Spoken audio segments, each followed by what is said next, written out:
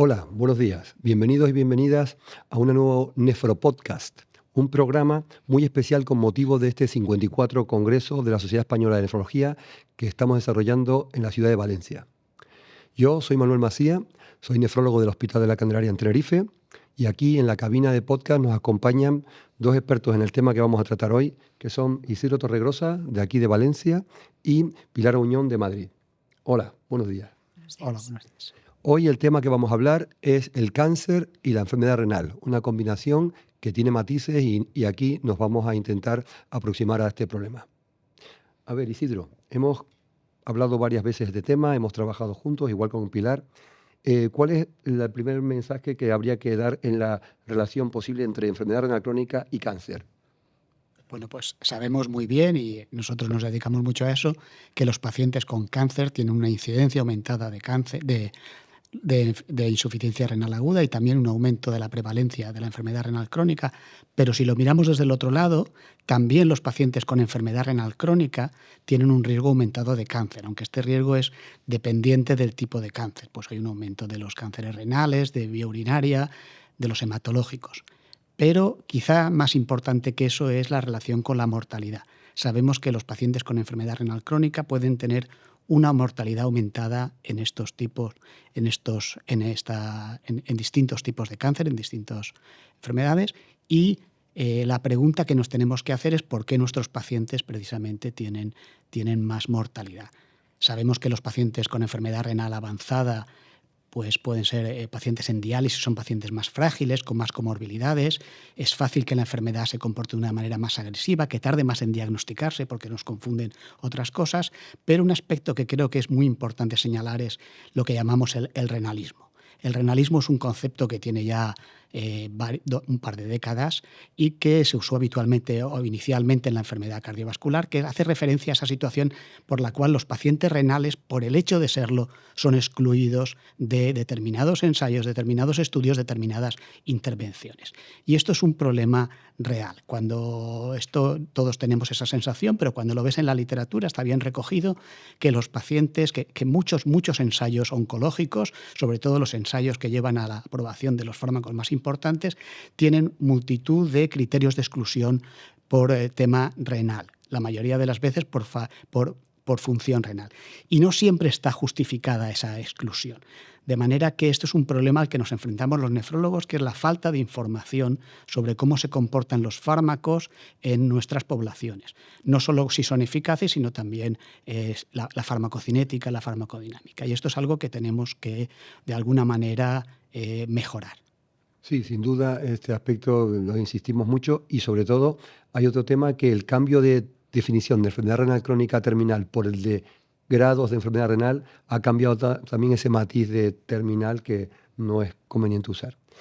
Otro tema importante, y el enfermo renal, tú lo has dejado ver, tiene muchas comorbilidades y sin duda centrarnos en el cáncer, pero también no hay que olvidar otros aspectos como es el riesgo cardiovascular asociado. Pilar, ¿tú cómo crees que podíamos colaborar a manejar ese perfil de pacientes ante esa situación donde hay que pensar siempre en toda la comorbilidad que le acompaña? Claro, pues hoy en día tenemos multitud de fármacos nefro y cardioprotectores que no solo podemos usar en los pacientes oncológicos con insuficiencia renal, sino que debemos usarlos.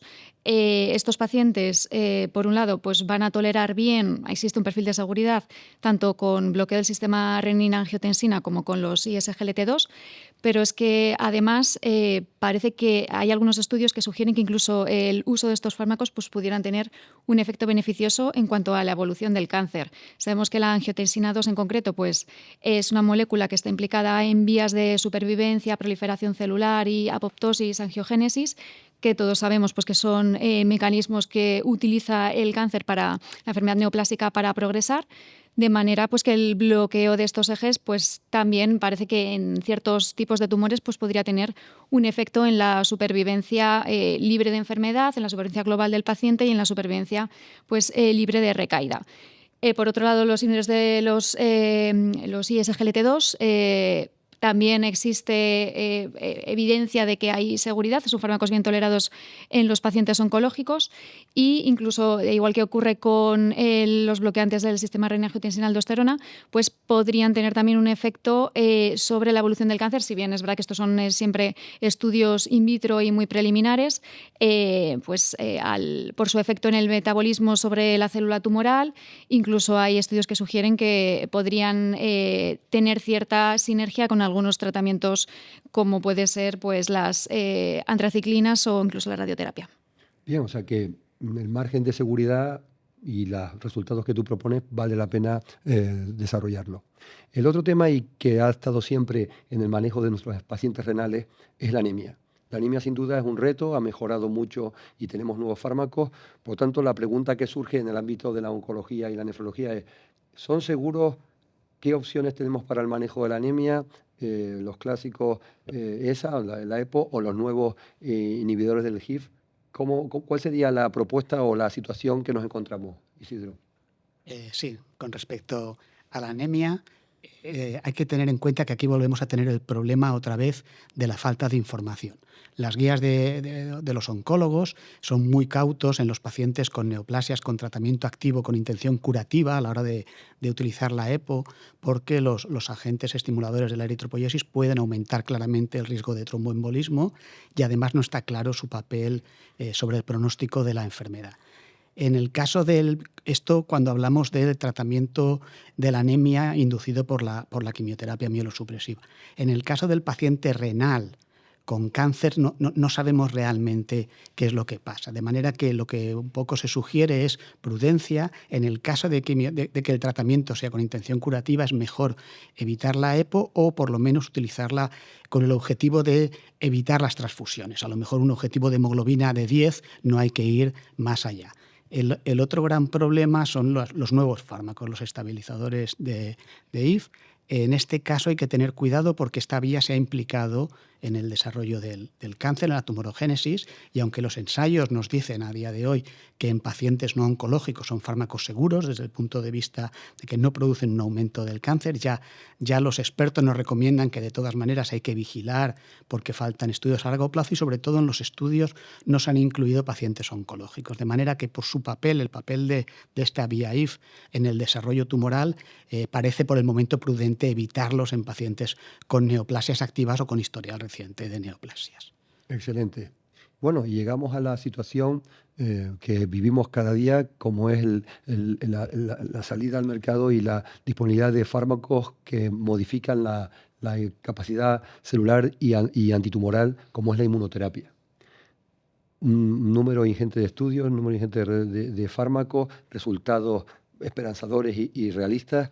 ¿Cuál es la situación con los enfermos renales, Pilar? Claro, pues aquí hay dos escenarios distintos. Por un lado estarían los enfermos renales pues, con una enfermedad renal crónica, a lo mejor avanzada terminal, o que llegan, tanto enfermedad renal crónica avanzada sin terapia renal sustitutiva o aquellos que están en diálisis, que en estos pacientes, si bien, pues, como ha comentado Isidro, pues no están incluidos en los ensayos clínicos, sí que por las propiedades farmacocinéticas y farmacodinámicas y ya por la experiencia que tenemos acumulada, es verdad que de series de casos, pues sí que tenemos seguridad para su empleo. Sabemos que son fármacos que no tienen una eliminación renal y que, por tanto, pues tampoco requieren un ajuste de dosis en estas poblaciones. Otro escenario totalmente distinto es el uso de estas terapias ya en población trasplantada renal, pues por los riesgos que conllevan, ¿no? Por el mecanismo de acción que hay en ese aspecto, pues no sé si quieres comentarnos tú. Sí, así es. Acabamos de tener ahora una sesión sobre este tema y sin duda es un reto. El paciente trasplantado renal como paciente inmunosuprimido tiene unos riesgos de cáncer, ciertos tipos de cáncer, no todos, cánceres de tipo cutáneo y de tipo urológico, pero lo que hay que destacar primero es la prevención. Tanto el enfermo renal crónico, el enfermo con patología asociada al trasplante, hay que prevenir desde medidas básicas como es la protección solar y a control de infecciones víricas y del manejo adecuado de la inmunosupresión. Y cuando ya llega al diagnóstico, pues consensuar con los oncólogos cuál sería el manejo, si la quimioterapia clásica o bien si hay datos, resultados que puedan apoyar el uso de inmunoterapia con unas condicionantes que obligan a ajustar la inmunosupresión en cada caso. Yo creo que esto ha hecho una fotografía y un espectro de todo lo que tenemos que afrontar en el cáncer en nuestra población. Gracias por esta oportunidad y gracias a Isidro y a Pilar. Muchas gracias.